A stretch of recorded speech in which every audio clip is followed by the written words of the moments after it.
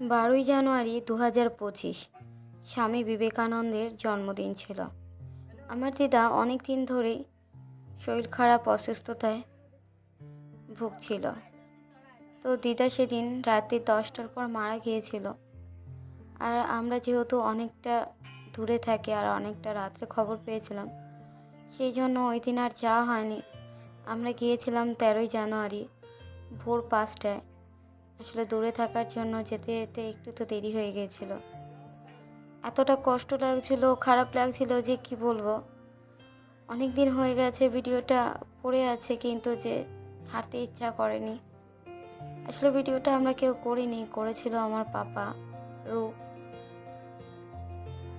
তো দিদাকে বাড়িতে রেখে দেওয়া হয়েছিল।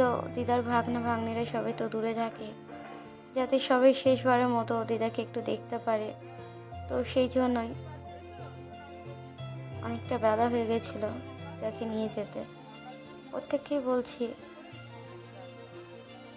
যে এই ভিডিওটা নিয়ে কেউ কোনো নোংরা বা কোনো খারাপ মন্তব্য করবেন না। এই ভিডিওটা আসলে অনেকটা লেট হয়েছে এই জন্যই যে কাছের একটা প্রিয় মানুষ আমাদের সকলকে ছেড়ে দিয়ে চলে গেছে।